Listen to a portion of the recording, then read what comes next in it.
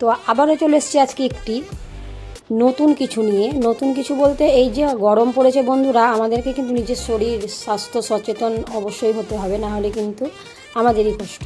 তো চলুন আমরা গোটা দিন এই ড্রিঙ্কটা যদি পান করি তাহলে কিন্তু আমাদের শরীর একদমই হেলদি থাকবে আর ডিটক্স ফিল করব আমরা। তো এটা হচ্ছে ডিটক্স ওয়াটার। তো ডিটক্স ওয়াটার বানাতে হলে কি কি মানে ইনগ্রিডিয়েন্টসগুলো লাগবে সেইগুলো আপনাদের সঙ্গে আমি পুরোটাই শেয়ার করছি। তো দেখুন, এখানে আমি গাজর কেটে নিচ্ছি, আর চিয়া সিড আমি রাতের বেলাতেই ভিজিয়ে রেখেছিলাম, সেইটাও দিয়ে দিলাম এখানে 1 চামচ। আর গাজরটাকেও কেটে এই চিয়া সিড জলের মধ্যেই কিন্তু দিয়ে দেবো। তারপরে নিয়ে দিলাম একটা কমলা লেবু।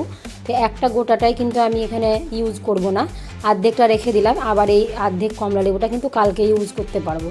তো চলুন, এখানে আমি কমলা লেবুটাকে যতটাই পাতলা আমার দ্বারাই সম্ভব কাটা ততটা পাতলা করে আমি কেটে নেব। আর এটা কিন্তু বীজ ছাড়িয়ে পুরোটাই মানে দিয়ে দেবো বোতলের মধ্যে যেখানে জলটা আছে। তো বোতলের মধ্যে ইউজ করতে গেলে এই যে ডিটক্স ওয়াটারটা যে তৈরি হবে বন্ধুরা, এটা এতটাই মানে ভালো আমাদের শরীরের জন্য, মানে গরমের যে তাপমাত্রাটা আমাদের শরীরের মধ্যে আসছে সেটা কিন্তু অ্যাভয়েড করবে এই ডিটক্স ওয়াটারে। তো আপনারা দেখে নিন, এখানে আমি দিয়েছি চিয়া সিড আর গাজর, আর এখানে দিয়ে দিলাম আমি ওই কমলা লেবুটা।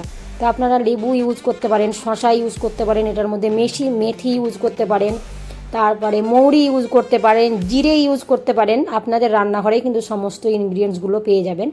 তো বন্ধুরা, আমার ভিডিওগুলো আপনাদেরকে কেমন লাগে প্লিজ প্লিজ প্লিজ কমেন্ট করে জানাবেন। আর এই ধরনের ছোট্ট ছোট্ট টিপস প্লাস রেসিপি পাওয়ার জন্য প্লিজ আমার চ্যানেলটিকে সাবস্ক্রাইব করে পাশে থাকবেন। তো টাটা বাই বাই, আবার দেখা হচ্ছে একটি অন্য রেসিপি কিংবা টিপসের।